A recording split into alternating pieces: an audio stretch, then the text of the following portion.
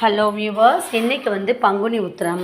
அதனால் நான் வந்து காலையில் வீடெல்லாம் க்ளீன் பண்ணிவிட்டு, சாமி பாத்திரம் கழுவிட்டு, கிச்சன்லாம் க்ளீன் பண்ணிவிட்டு, எப்படி நாங்கள் வந்து சாமிக்கு நெய்வேத்தியம் பண்ணுறது எப்படி, அதனோட பாத்திரத்தில் எப்படி சாமி பாத்திரம்லாம் எப்படி கழுவணும், எப்படி பூஜை பண்ணணுன்றதை நான் வீடியோவாக போடுறேன்.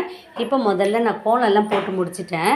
இப்போ காலையிலேயே எழுந்துச்சி நான் வந்து வீட்டை எப்படி க்ளீன் பண்ணுறது, கிச்சனில் க்ளீன் பண்ணிவிட்டு, அதுக்கப்புறமா சாமி பாத்திரம் கழுவிட்டு சாமிக்கு நெய்வேத்தியம் படைச்சிட்டு, அதுக்கப்புறமா தான் பங்குனி உத்திரத்துக்கு சாமி கும்பிட்றது இந்த மாதிரி முறையில் தான் கும்பிடணும் அப்படி சொல்கிறாங்க. அதனால் நான் வந்து முதல்ல வீட்டெல்லாம் முதல்ல க்ளீன் பண்ணிக்க போகிறேன்.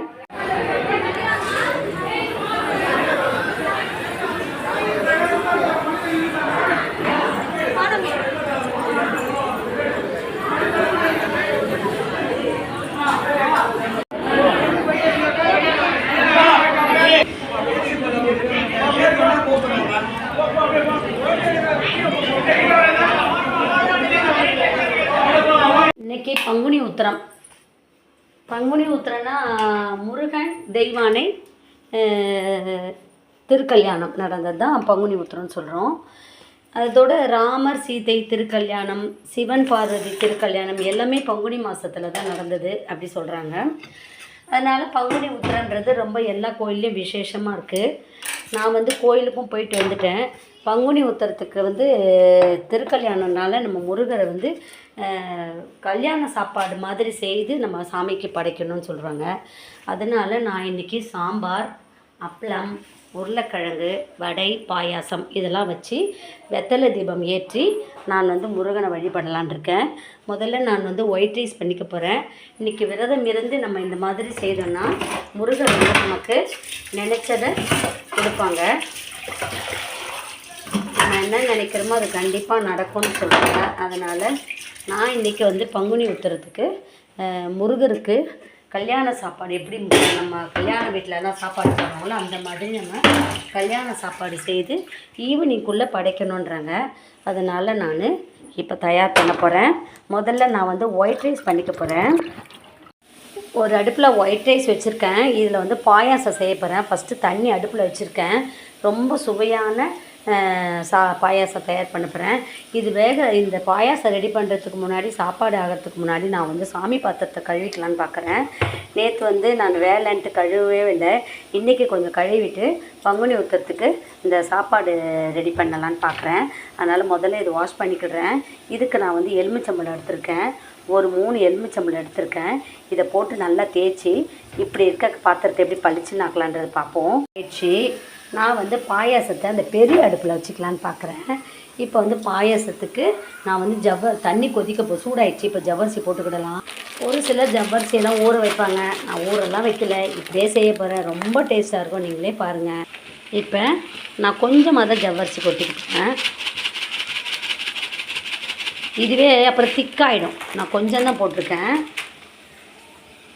கொஞ்சம் கிளறி விட்டுக்கிறேன். இதுவே அதிகமாக தான் இருக்கும்னு நினைக்கிறேன். சரி, ஓகே, இது நல்லா வேகட்டும். நான் அதுக்குள்ளே இன்னொரு அடுப்பில் வெறும் பருப்பு மட்டும் வேக வச்சுக்க போகிறேன். வெறும் பருப்பு வேக வைக்க போகிறேன். வெறும் பருப்பு மட்டும் வேக வச்சுட்டு சாம்பார் ரொம்ப ஈஸியான மெத்தடில் செய்ய போகிறேன். இப்போ இதெல்லாம் ஆகிறதுக்கு முன்னாடி நான் வந்து கடலைப்பருப்பு ஊற வச்சுருக்கேன். அந்த கடலைப்பருப்பை வடைக்கு அரைச்சிக்கலான்னு பார்க்குறேன். இப்போ நான் வந்து இதில் பூண்டு போட்டுக்கிறேன், கொஞ்சம் சோம்பு போட்டுக்கிறேன். இப்போ கடலைப்பருப்பை அரைக்கிறேன். ஒன்றும் பாதியமாக அரைச்சா போதும். அதெல்லாம் ஆகிறதுக்கு முன்னாடி, பாயாசம்லாம் ஆகிறதுக்கு முன்னாடி வடை ரெடி பண்ணிடுவோம். நம்ம இந்த மாதிரி அடுத்தடுத்து செய்யும்போது நம்மளுடைய வேலைகள் ரொம்ப சுலபமாக முடியும். நம்ம நினச்ச நேரத்தில் சாமிக்கு நைவேத்தியம் பண்ணிடலாம். நம்ம இதெல்லாம் செய்ய முடியாத பட்சத்தில் வெறும் சக்கரை பொங்கல் கூட வச்சு கும்பிடலாம் முருகருக்கு. ஏன்னா அவங்களுக்கு திருமணம் இன்றைக்கான நாள், முருகரோட திருமணம் நாள். அதனால் நான் வந்து சக்கரை பொங்கல் மட்டும் செய்யலை, கல்யாண சாப்பாடு மாதிரியே செய்து சாமி கும்பிடலான்னு பார்க்குறேன். அதனால தான் நான் காலையிலே கோயிலுக்கெலாம் போயிட்டு வந்துட்டேன். திருக்கல்யாணத்தையும் பார்த்துட்டேன். இப்போ நான் இதை வந்து அரைச்சிக்கிறேன். ஒன்றும் பாதியமாக அரைக்கும் போதே உப்பு போட்டு அரைச்சிடலான்னு பார்க்குறேன்.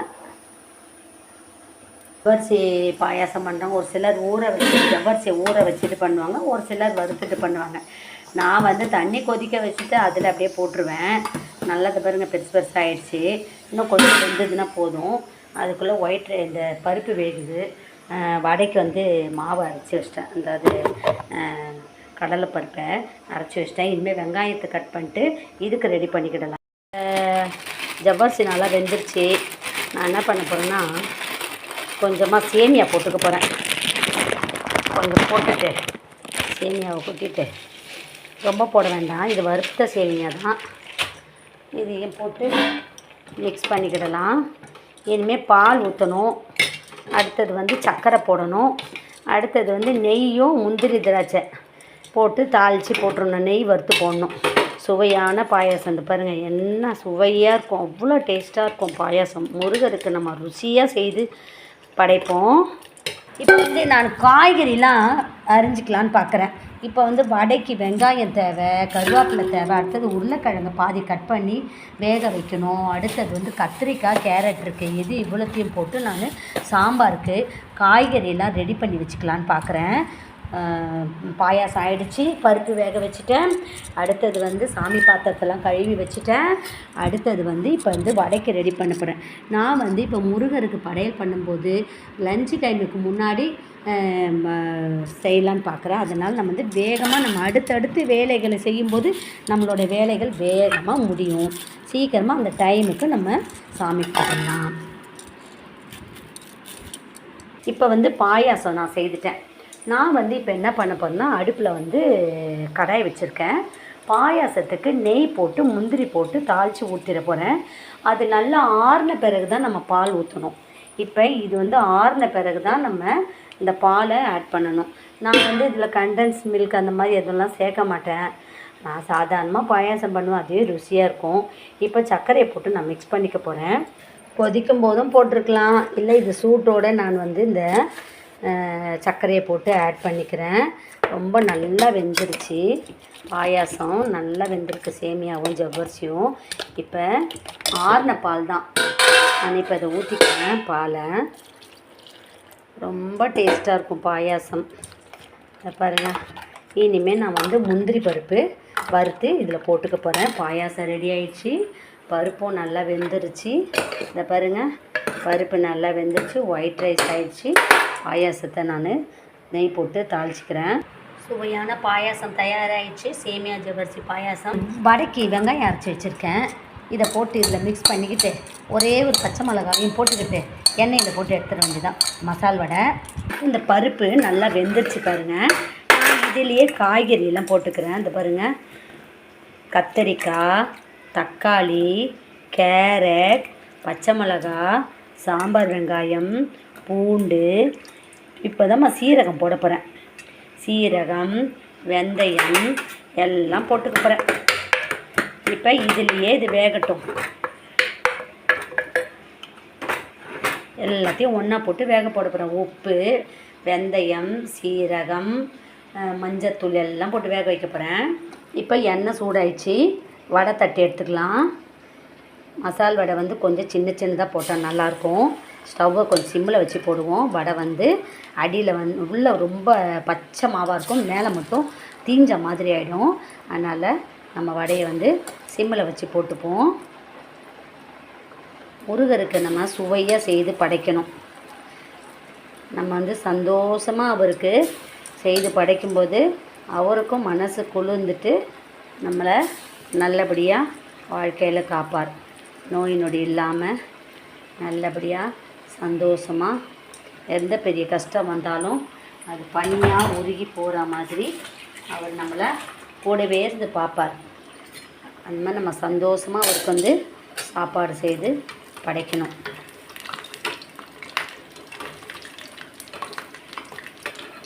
அதுவும் இல்லாமல் இது முருகருக்கு மட்டும் கல்யாண நாள் கிடையாது. சிவன் பார்வதிக்கும் ராமர் சீதைக்கும் இன்றைக்கி தான் பங்குனி மாதம் தான் திருமணம். அதனால் பங்குனின்றது கல்யாண நாளாக இருக்குது, கடவுளோட திருமண நாளாக இருக்குது. இது வந்து நம்ம சக்கரை பொங்கல் தான் மெயினாக பண்ணி படைக்கணுன்றாங்க. அது செய்ய முடியாத பட்சத்தில் தேனும் தினைமாவும் செய்து படைக்கலாமா? அப்படி அதையும் நம்மகிட்ட இல்லையா, வெத்தலை பாக்கு பழம் இதை வச்சு கூட நம்ம முருகருக்கு நெய்வேத்தியம் பண்ணலாம். இந்த மாதிரி செய்து கும்பிடும்போது முருகரோட மனம் இறங்கி அவர் நம்மளை நல்லா காப்பாற்றுவாங்க. இப்போ இதில் நான் கொஞ்சம் கல் உப்பு போட்டுக்கிறேன். சாம்பார் பொடியும் குழம்பு மிளகாத்தூளும் போட்டு வேக வைக்க போகிறேன்.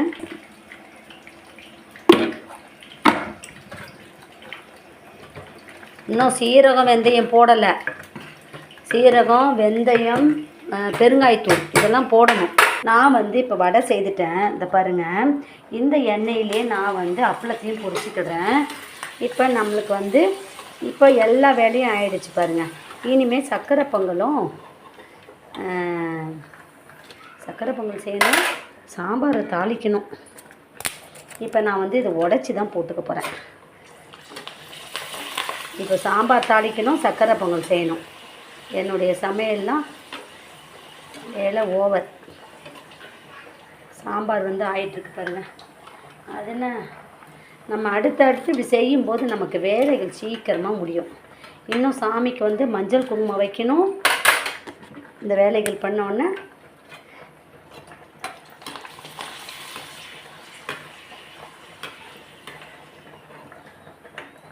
ஓகே, ஸ்டவ் ஆஃப் பண்ணிடலாம். இப்போ வந்து சாம்பார் ஆயிடுச்சு. நல்லா வேகட்டும். காய்கறிலாம் வெந்த உடனே அப்படியே தாளித்து ஊற்றிட வேண்டியது தான். இது வந்து சாப்பாடு செய்த குக்கர் தான். சாப்பாடு ஒரு பாத்திரத்தில் எடுத்து வச்சுக்கிட்டேன். இதில் வந்து நான் சர்க்கரை பொங்கல் செய்யறதுக்கு கொஞ்சம் அரிசி எடுத்துக்கிறேன்.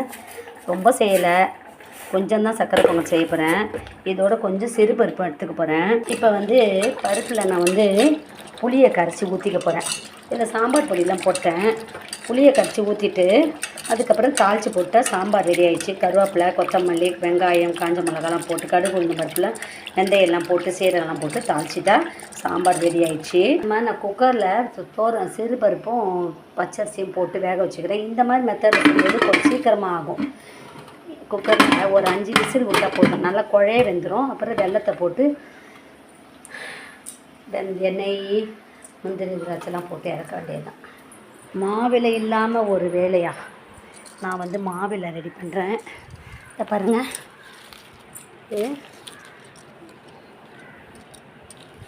இது வந்து வாசலில் கட்டணும். போதும், குழம்பு காயெல்லாம் நல்லா வெந்துருச்சு. தாளிச்சிடலாம்.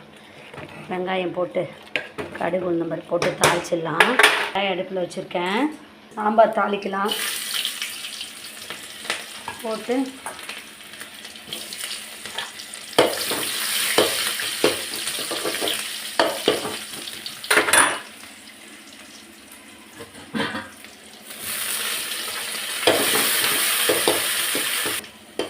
பங்குனி உத்திரம் அன்றைக்கி வந்து பாவக்காய், சொரக்காய் இந்த மாதிரி காய்கறிகள்லாம் செய்யக்கூடாது.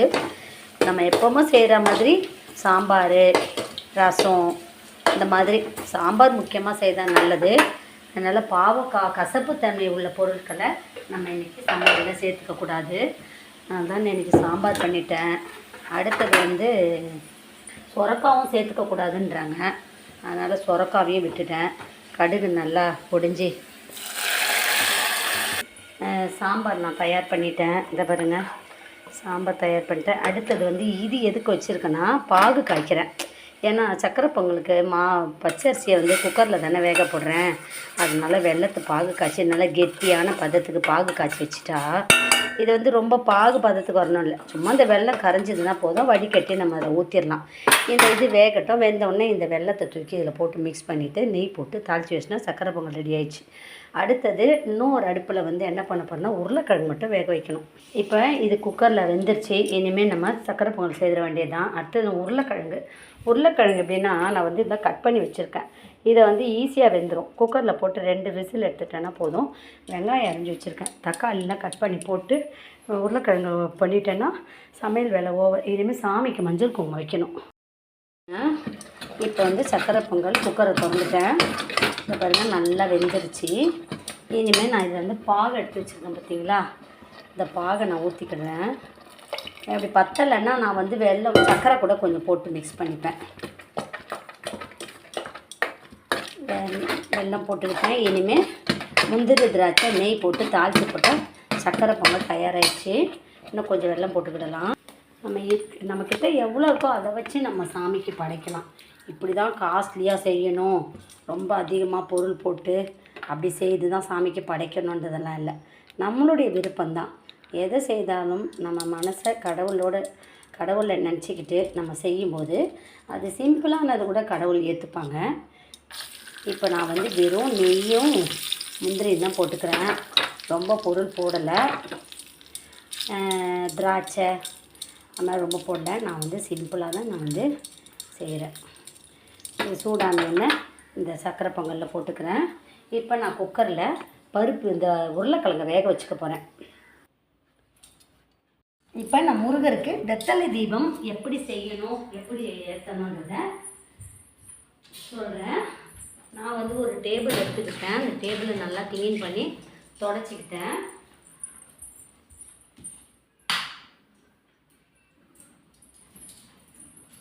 ஒரு அகல் விளக்கு எடுத்துகிட்டு வரேன்.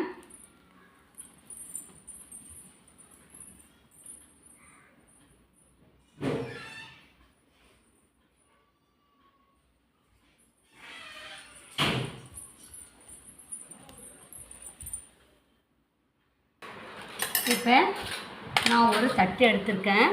இதை பாருங்கள், இந்த மாதிரி தட்டு எடுத்துக்கிட்டேன். இப்போ இந்த தட்டில் நான் வந்து வெத்தலைகளை காம்பு கிள்ளிக்க போகிறேன். காம்பு கிள்ளிட்டு ஒரு 6 வெத்தலை, நல்ல ஓட்டை இல்லாமல் க்ளீனாக இருக்கணும் அந்த வெத்தலை. இந்த மாதிரி 6 வெத்தலை எடுத்துக்கலாம். காம்புகளை கிள்ளிடலாம்.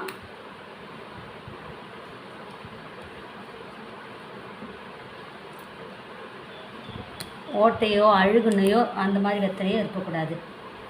இப்போ நான் இந்த வெத்தலை எடுத்துக்கிறேன்.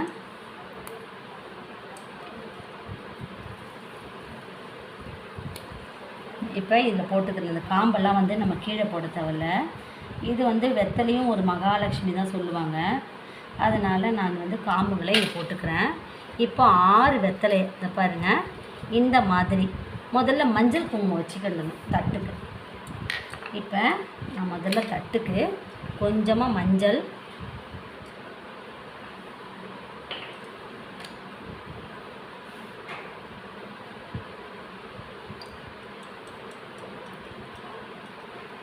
அங்கே சமையல் ஆயிடுச்சு, உருளைக்கிழங்கு மட்டும்தான் ஆகணும்.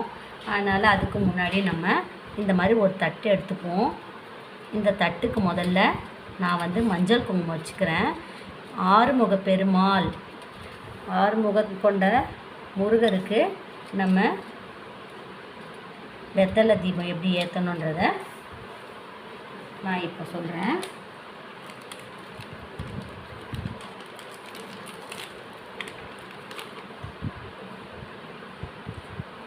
முதல்ல இந்த தட்டுங்களுக்கு நான் வந்து மகா கணபதி போட்ட தட்டு வச்சுருக்கேன். இந்த தாம்பூல தட்டில் தான் நான் வந்து வெத்தலை தீபம் ஏற்ற போகிறேன். இந்த வெத்தலை தீபம் ஏற்றும் பொழுது நம்ம நினைத்த காரியங்கள்லாம் நடக்கும் அப்படின்னு சொல்கிறாங்க. இப்போ நான் அந்த வெத்தலைக்கு ஒரு மஞ்சள் குங்குமம் வச்சுக்கிறேன். இந்த மாதிரி மெத்தடில் நம்ம அடுக்கணும். 6 வெத்தலை அடுக்கணும். பாருங்கள், 6 வெத்தலை, 3,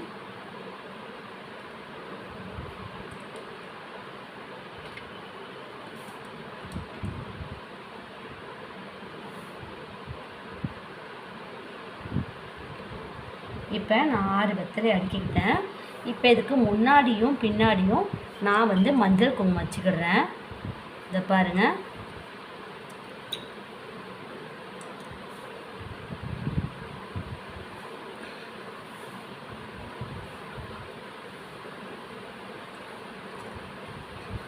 இப்போ குங்குமம் வச்சுக்கிறேன். இப்போ நான் இப்படி வெத்தலை தீபம், இப்போ நான் நடுவில் விளக்க வச்சுக்கிறேன்.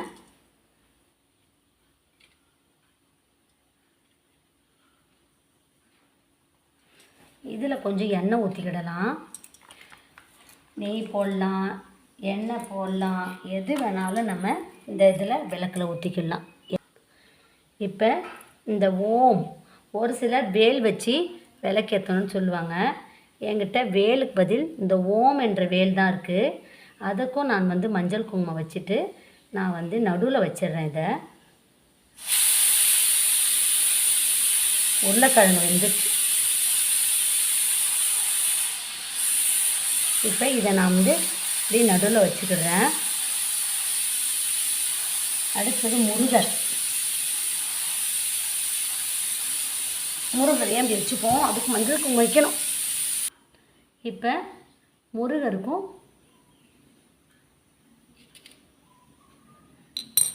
இதை பாருங்கள். இப்போ நான் ஒரு தட்டு எடுத்துக்கிட்டேன். அந்த தட்டில்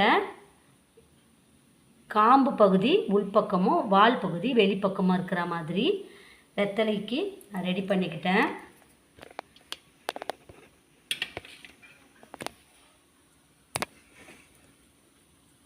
இதில் ஓம் என்ற வேலுடன் கூடிய ஓம் என்ற அந்த வேலையும் வச்சுக்கிட்டேன். அதோட முருகரையும் நான் வச்சுக்கிட்டேன். இங்கே இப்போ நம்ம விளக்கு எப்படி ஏற்றணுன்றதையும் சொல்கிறேன். முருகருக்கும் மஞ்சள் குங்குமம் வச்சாச்சு. வேல் வச்சு தான் நம்ம வந்து வெத்தலை தீபம் போடணுன்றாங்க. இப்போ இந்த கண்டிஷனில் இப்போ நான் வச்சுக்கிட்டேன் பாருங்கள். இந்த மாதிரி இப்போ நான் இதில் எண்ணெய் ஊற்ற போகிறேன். எண்ணெய் இதில் விளக்கில் ஊற்றிட்டு நெய் போடலாம், நல்லெண்ணெய் போடலாம். கடலெண்ணெய் மட்டும் போடக்கூடாது சொல்லுவாங்க விளக்கு ஏற்றுறதுக்கு. கடலெண்ணெய் போட்டால் கடன் விழுன்னு சொல்லுவாங்க. அதனால் நான் நல்லெண்ணெய் போட்டுக்கேன். இது விளக்கெண்ணெயே விற்கிது, விளக்கெண்ணெய் போட்டுக்கிடலாம். இப்போ நான் இதில் திரி வச்சுக்கிறேன். இதுதான் வெத்தலை தீபம் முருகருக்கு. இப்போ நம்ம ரெடி பண்ணுற வெத்தலை தீபம் வச்சுட்டு படையல் போட போகிறோம். சாப்பாடு சாமிக்கு நெய்வேத்தியம் பண்ணணும். நம்ம நினச்சதெல்லாம் நடக்கும். உள்ளன்போடு நம்ம கடவுளை கும்பிடும்போது நமக்கு நினைத்ததெல்லாம் நடக்கும். தீப்பெட்டி எடுத்துகிட்டு வரேன்.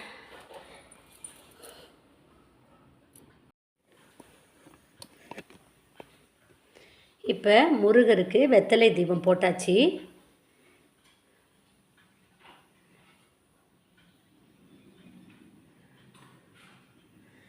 அடி மீது அடி வைத்து அழகான நடை வைத்து விளையாட ஓடிவா முருகா, என்னோடு சேரவா முருகா.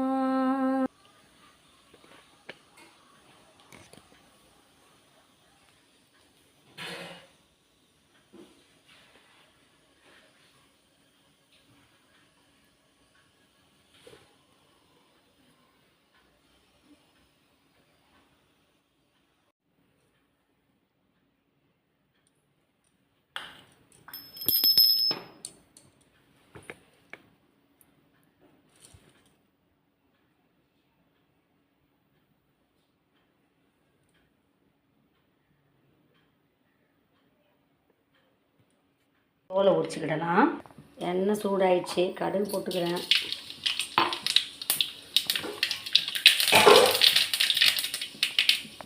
வெங்காயத்தை போட்டுக்கலாம்.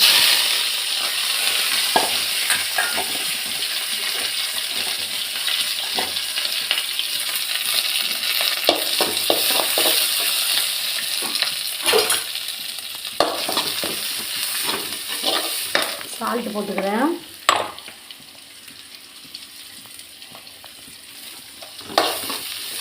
தக்காளி போட்டுக்கிறேன்.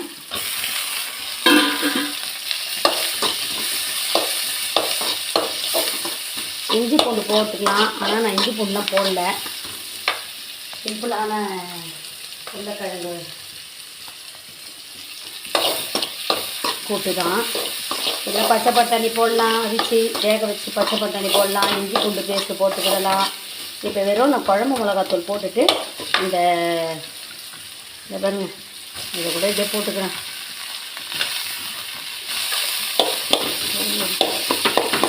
இதோடு எல்லாம் ஒன்றா சேர்த்து வேக போட்டு கொஞ்சோண்டு மிளகாத்தூளை போட்டேன்னா சரியாக போச்சு. உருளைக்கிழங்கு போட்டு மிளகாத்தூள் போடலாம். நான் வந்து குழம்பு மிளகாத்தூள் தான் போட்டுக்கிட்டேன். இப்போ நான் வந்து சாமிக்கு வச்சு படைக்கிறதுக்கு எல்லாம் செய்துட்டேன்.